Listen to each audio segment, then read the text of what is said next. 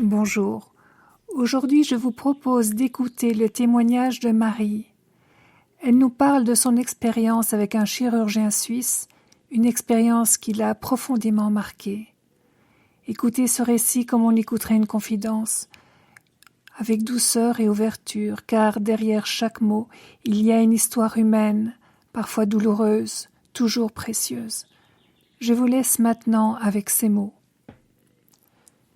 Je n'ai jamais imaginé qu'un être humain puisse entrer dans ma vie avec une telle force et en sortir en la réduisant en poussière.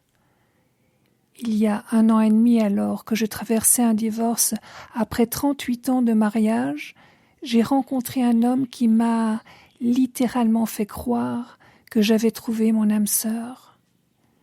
Chirurgien renommé, charismatique, attentionné, il s'est imposé dans mon quotidien dès les premiers jours.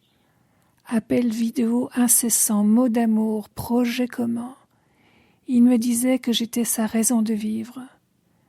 Mes fils l'ont adoré. Ma mère de 92 ans était sous son charme. Moi qui avais tout porté seule durant des décennies, je croyais enfin pouvoir déposer mes valises.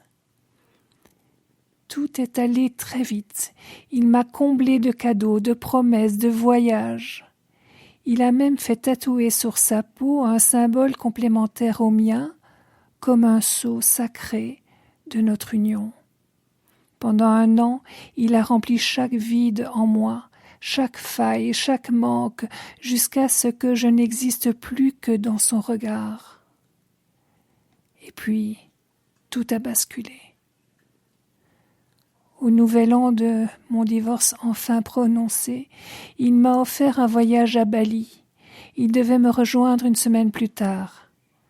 Juste avant mon arrivée, il m'a envoyé une lettre d'amour où il me promettait la vie entière. Je me souviens encore de la douceur de ses mots, de la tendresse de ses phrases. Mais à peine arrivé, épuisé par 16 heures de vol, il m'a appelé en visio à 3 heures du matin. Sa voix était lente, caverneuse, étrangère.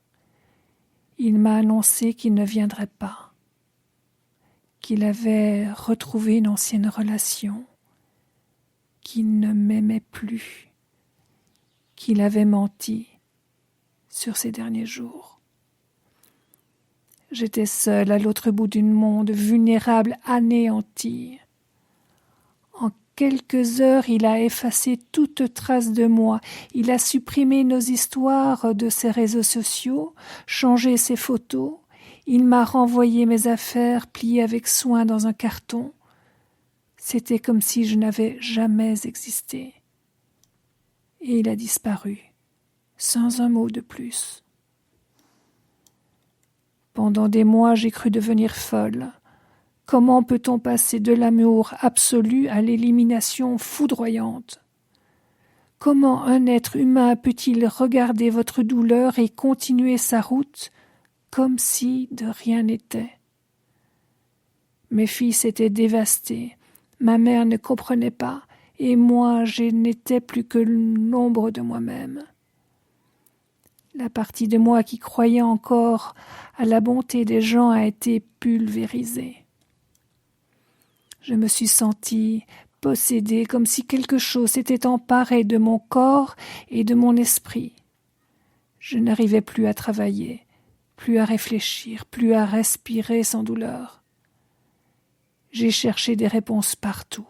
J'ai lu des dizaines de livres sur le narcissisme.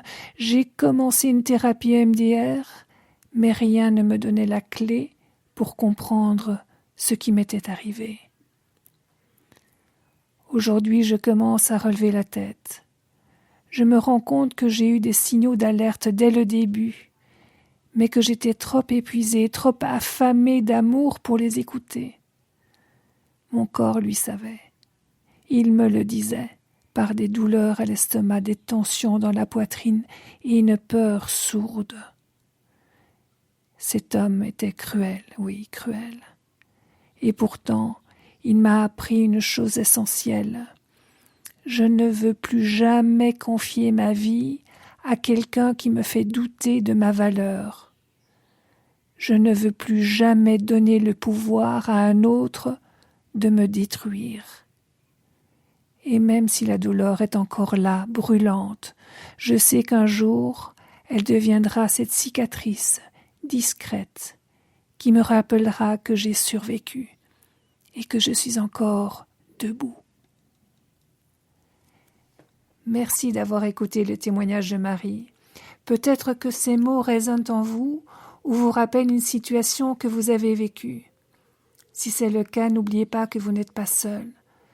Vous pouvez me rejoindre pour continuer d'avancer, comprendre ce que vous traversez comme Marie l'a fait et trouver des ressources pour vous en libérer. Je vous retrouve bientôt pour un autre partage ici, dans cet espace de confiance et de bienveillance.